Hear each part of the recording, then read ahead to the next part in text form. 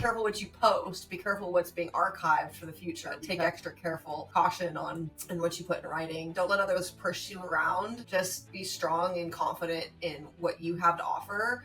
Unselfishly mentor and coach and help develop others. Well, Jennifer, I'm super excited to have you join me for this episode of Coffee with Closers.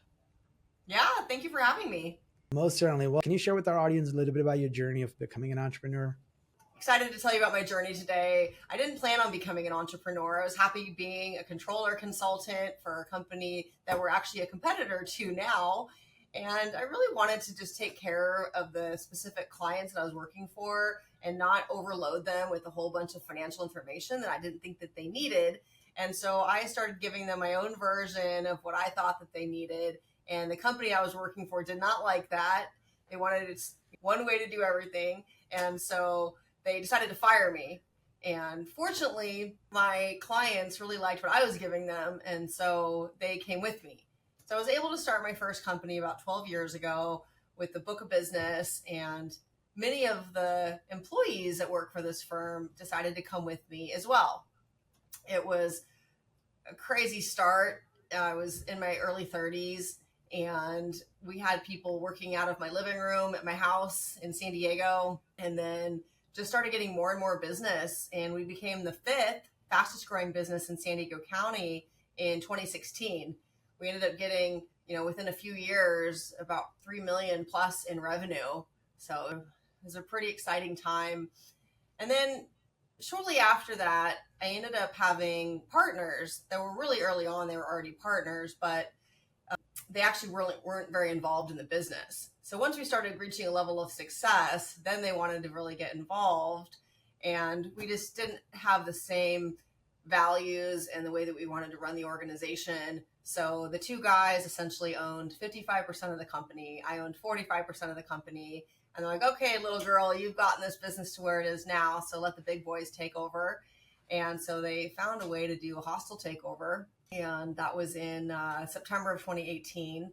They literally got a locksmith to change the locks. They took away all my access to all of my files and had a security guard walk me out of my own company that I had started out of my living room. And I was like, nope, not having it. So I ended up starting Optima 3 days later.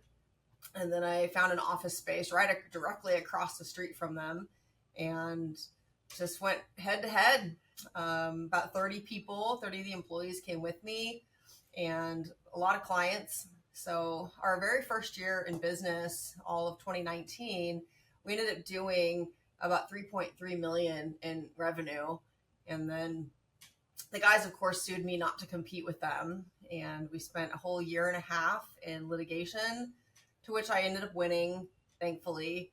And so they had to buy out my 45% interest of the first company. And I was able to use that to pay off all the debt that Optima had and just create even a stronger, better company, better infrastructure. And here we are. We just passed year 5 and we should do about 12.5 million in revenue this year with about 100 W-2s. And now I have no partners and a great management team that helps Optima run really smoothly. That's some crazy story because, entrepreneurship is always, is a rocky road. But man, you had, like you said, you didn't want to be an entrepreneur, but you had it in you all along. Because one thing about entrepreneurship is the ability to kind of see things and create things out of nothing. And even when obstacles come your way, not giving up and running away, right? The ability to kind of fight through and see see positive future. So clearly it was in you, and it definitely came to display. Certainly resiliency for sure. Yeah. I mean, what are some life lessons, obviously some entrepreneur lessons that you've got from that? Obviously you don't have partnership if you don't agree with, if you don't see eye to eye and don't have the same vision, that's one. But what are other lessons you've learned that other entrepreneurs can probably take away? Yeah, no, I disagree with partners. I just think that if you are going to have partners, it's really similar to a marriage. And so you just have to set yourself up properly and do a good buy-sell agreement. So you're thinking about every little thing that could potentially go wrong, even though you're happy in that newlywed stage at a new partnership. It's really about making sure you protect yourself and your assets and, putting measures in place that if something did go wrong, you guys know how to handle it. And sometimes your partner could die. I hate to say that, but they could. And then you'd be partners with whoever's in that person's estate or trust. And, you could be partners with their wife or husband that that aren't experts in your field. So it's really just about protecting yourself and thinking about the plans. I'm also a really big proponent now of super of what you put in writing. So take a moment to think about what you're about to push send and say, if this was somebody's going to read this in 5 years, do I really want this out there in the world? Be careful what you post. Be careful what's being archived for the future, because it's going to be there forever. And so just take extra careful caution on what you put in writing. Really stand up for what you believe in. Don't let others push you around. Just, be strong and confident in what you have to offer. And don't let yourself get bullied. Be strong in your convictions. I also think really, unselfishly mentor and coach and help develop others. It gives you so much. It's a good feeling to give back and to help other people. And I think it's not all about how much profits you can make and how much you can get for yourself. It's how much you can do for other people, and that creates an even happier environment for involved. With that said, place such a huge emphasis on your employees. What can you do? Why you want them to stay with you, right? What can you do to give your employees a really great place to work? And think about them and their families and their lives. And, there has to be a bit of empathy as an entrepreneur. You don't need to get super involved in their personal business, but you have to at least have some empathy and kindness if you want people to stay with you long term. Yeah, and I certainly want to get into some of those culture and the people building aspect of it. But obviously I was looking at some of your accomplishment. Like you said, you were basically laid off, went and started a company, got to about 4 million in revenue. Company was taken away from you unjustly, had to rebuild it again and get sued for doing it. And building this company, you've been voted best place to work, I think several years in a row. You made the Inc. 5000 list this 2023. You have 100 plus employees that are W-2. I mean, there's just so much accomplishment in your career with all the obstacles and everything else that was against you. And now you're also a new mom. So of all the things you've accomplished, what's one thing you're super proud of? Well, I'm really happy that I was able to have a child at 42. Actually, I think I had just turned, was it 42, 43? So that was something I never planned on. That's personal though. But business, we had a whole champagne toast when we hit $1 million a month in revenue this year, which was 2023. And we had just started September of 2018. So within 5 years to hit $1 million in revenue was really exciting. And then I remember when I first started Optima, and we had already been in the Inc. 5000, and we had won a bunch of awards as a company and myself individually. And I thought, oh man, I have to start all the way over from the beginning to get in the Inc. 5000 again, because you need 4 full years of revenue to be in the Inc. 5000. And so when we made it this year, it was the first year, because we had all of 2019, 2020, 21, 22.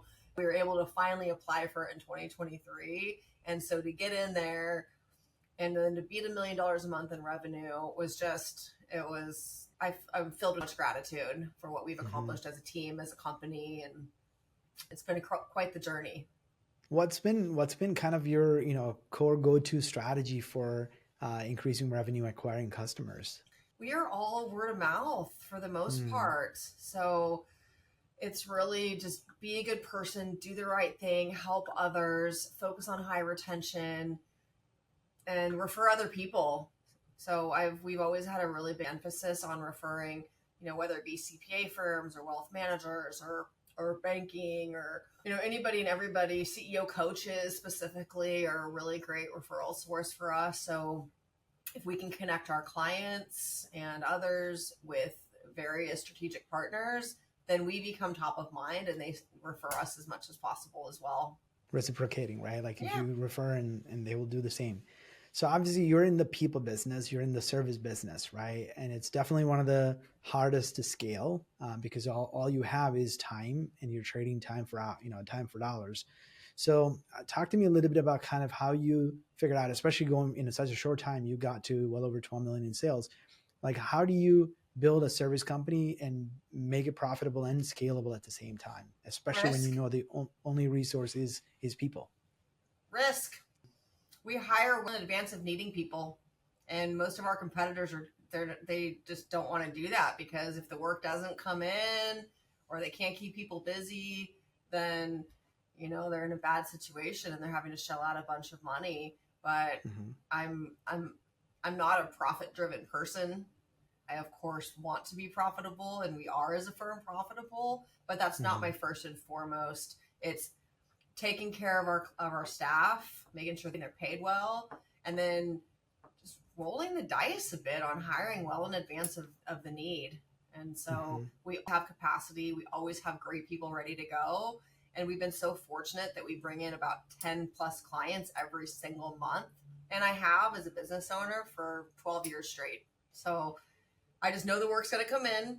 So we hire the people, we train them, we get them up to speed, and then the work comes in and we have them available. So uh, it's just been something that's a little bit of luck, but Mm-hmm. a lot of strategy. Yeah, I mean, especially in the people business, that is the biggest challenge, right? Because the chicken or the egg question, like, hey, would I hire people first and then hoping for the business to come in, or do I have enough overflow? Then now I go, hunting for some talent, right? Like that's been the challenge, and especially in the service business, Yeah, predicting what that future is very hard yeah, unless you have some very predictable way to expect customers coming in, and at the volume in which you have to hire. So obviously, scaling a service company, like I said, is a lot harder when it's actually a people-driven company. So what has worked really well for you in attracting talent? Obviously, you've been named best place to work, which probably helps a lot, but that's not easy to do, right? So there had to be some other practical things you've done to make the place a great place to work. And then what other things have you done to attract better talent? yeah. I mean, a lot of it's about flexibility, and so we don't make our team schedules for them. They make their own schedule, and really, when they start with us, they tell us how many hours a week they want to work. And Mm-hmm. so if somebody only wants to work 20 hours a week, that's fine. We don't mind hiring part-time people. We have the 100 W-2s. I would say that's about 70 FTEs. And so a lot of our team does work part-time. It's hybrid. They can go on site to their clients, or they can work from home, or they can work here at Optima. So it's really just about giving them a great flexible environment, and then an upwards career path if they want it. Some Mm-hmm. people don't want it. They're happy doing the same role, and that's what they want to do until they retire. Whereas other people might join us out of college and they want to go from a staff accountant to a controller within 8 years or so. And so we create that career path for them. And then of course we have a great health, dental, vision, 401k match. We have a lot of fun too. So we Mm-hmm. do, this year we did a day at the races at the Del Mar racetrack. We did a Padres game. We did an awesome anniversary party, 5-year anniversary party at the seafood restaurant Brigantine, right by the water in Del Mar. We had an awesome holiday party. We do happy hours. We just do fun events just to bring the team together. And I think my team knows that it's not about me getting rich. It's about everybody living a good life, making a good living. We give at least 40, sometimes 50% of all of our profits back to our team members. So they go to Mm-hmm. me. We paid out a $250,000 in bonuses this year as a company. So, Mm-hmm. that's Yeah. something that's what we can do that, just makes people feel appreciated. Yeah, I think those are some great lessons as well, right? In terms of how you make the place a place to work. My wife was sharing a TikTok video of some company where they gave away a Louis Vuitton bags to all the employees or something like that. Oh, wow. I know. I was like, well, wild. But I mean, obviously, it's about $2,500 bonus if you were just giving cash, and I would probably take the cash over a Louis Vuitton bag, but that's a different story. But yeah, like you said, I think if you're investing into your people, they can see that, and I think that culture is big for you because obviously, kind of like your action speaks louder than your words, right? You can say that we have a great culture, but if you actually do the right things to build a culture, and they can really see that. But talk to us a little bit about some of the other things you've done, because I know you have some training program and other things that you've implemented to kind of help build and develop the team members to get to the next level in their career. What are some of the systems you have in place for that? Well, we use a platform called Udemy, and it's a great training tool that people can take any course that they want to take. We have a mentorship program. So if you want to be in the mentorship program, you can be in the mentorship program. We'll assign you a mentor that's a level or two up from you. We're working on a buddy system right now as well, but that's just an addition to the mentor program. And then this year, about a year ago, we a path to success, so that if you do want to get promoted and you want to move to the next level, we have a clear outlined path for you to get there. And then just a bunch of resources and, a lot of camaraderie with your team. Oh, and we have this great program called Bonusly. And so you can give out Bonusly points to your coworkers. And so it becomes a little bit competitive where they get really excited to earn Bonusly points, and you can trade it in for cash, or you can get, purses or REI or Sephora or Home Depot, whatever it is you like, you can trade it in for cash to those places. So it's a fun program that people tend to love. So clearly you have a lot of these things you've implemented. How much of it is just your idea versus have you had some external consulting, or did you bring on like a people person that manages all these aspects of it? Because it's not easy to run a company of people with all these people needing a lot of attention, and building and putting in these kind of programs is not an easy task. I think a lot of it's trial and error, but I took a lot of what was working really well at my first company and just brought it to my second company. And these are things that over time, I usually came up with them. Sure, there's other ideas that I hear from being a Vistage member. We'll hear speakers present, or I'm an entrepreneurs organization, and we'll hear, again, it's about these different alchemy events and speaker summits and things that I go to where I hear great ideas and I want to go and implement them. And I'm really good at delegating, and so I find somebody on my team that can make it happen. So I might be the mastermind of some of these ideas, but I'm not going to be the person to go and implement it and execute it and all that stuff. I'm going to find somebody else to do most of the heavy lifting. Even on the marketing side, I do come up with some of our marketing ideas, but then I have a marketing team that will go and execute on the things that I come up with. When we fail some of the things that we've decided to do, and then we either just stop doing it, or if we can recoup our investment, great. And if not, don't keep investing in something that clearly isn't working. Just stop it, stop the bleeding, chalk it up as a loss, and hopefully you learn something in the process. Yeah. So you've mentioned a couple of organizations, obviously EO and Vistage, and I know you and I are part of YEC as well. Yeah. I mean, clearly you're finding time to invest in yourself, and also to be around a lot of entrepreneurs who can invest in you. So how do you find time for all of these things? Because I know one thing is the fund. You need the funds to go invest into these programs, right? But that's not the only thing. But you have to go and be attending these events to actually get some value out of it. So how do you time find for all these things? I don't do a lot that's below my level. Again, I'm big into delegating. So if it's not the best use of my time, it should be somebody else doing it. God, I hired an assistant about 10 years ago, and I've always had an assistant. I don't do any of my own scheduling. I create boundaries, right? And I do say no. I don't commit to anything that I really just don't have time for. And honestly, with a 16-month-old, I spend plenty of time with him. I don't feel like I'm missing out. I feel like I just focus on what's important for me to accomplish. And then I'm just really good at delegating. Yeah. So I think time freedom is one thing that entrepreneurs really look for, right? Hey, I want the time freedom. Financial freedom is obviously probably the first goal. And then the time freedom is what they realize, oh, shoot, I want time freedom more than just the financial freedom, right? But just to get to that, there's a lot of things have to be in place.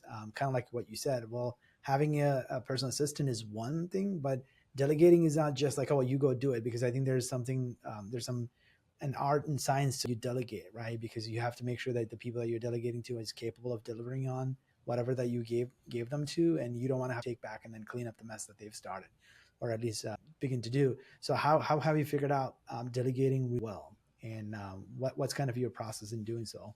Well, I think, again, it's a little bit about risk and spending more than you might want to spend. So if you want to go hire a chief operating officer and you only have an $80,000 budget, and you want to call somebody a COO, even though they're maybe an operations manager at best, you're going to get what you pay for to a certain extent.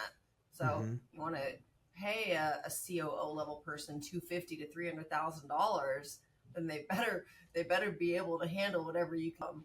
And so it's really about hiring really smart people and then letting them loose, giving them, high level what you expect, and then letting them execute and come up with the ideas and build a team around them. They can hire their own team, right? So pay for the expensive people or outsource it, right? That's something that we do. So if you can't afford a CFO, then outsource 10 hours a week to a great CFO, and that person is going to help drive your financial future, be their financial strategist, rather than hiring a $100,000, senior accounting manager, calling them your CFO, and then expecting CFO quality work.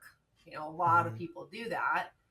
And I can tell you that if somebody wants less than, $180,000 a year, they're probably not a CFO. So you have to spend the money to get the great people, and then you empower them to make decisions and rock their role. Yeah, and obviously, like, money is just one aspect of what attracts a lot of talent as well. Like you said, a company culture is another thing. Are there any other sort of qualification criteria? I mean, obviously, if a CFO, you're going to look at their history of work and their probably qualifications in terms of jobs and whatever they have done, but also from a skill and a will and a fit.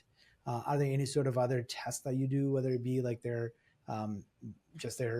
the personality test or anything like that, to see how well this person is going to fit into our culture that you do? Yeah, we do DISC assessments for anybody in management or but for anybody that we're hiring externally facing consultants or whatnot, we do IQ tests, cognitive tests like skill test. We do an accounting assessment or an HR assessment based on what level the person's at.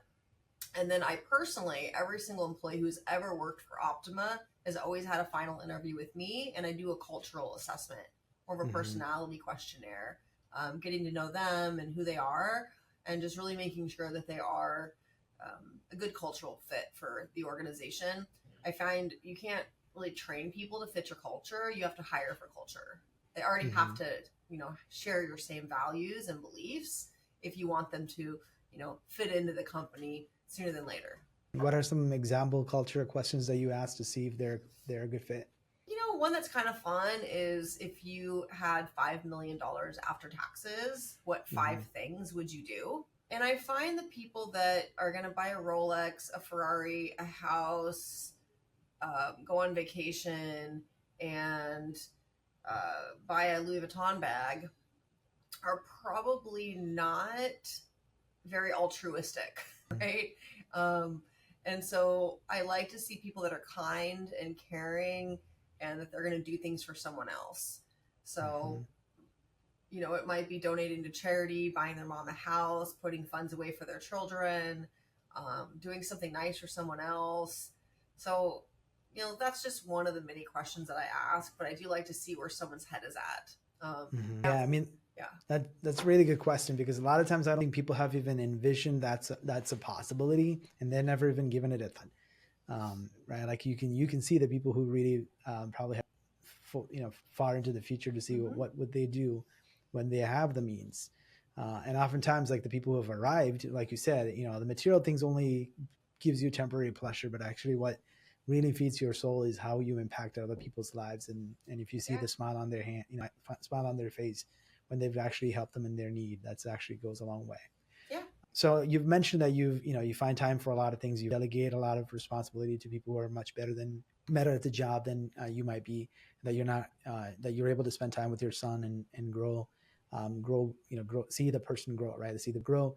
All of those are very good focus and accomplishment. Are there some sort of productivity hacks that you have in terms of how you structure your day or how you schedule? Obviously, I know that you have that administrative assistant. Is there any sort of hacks that you have?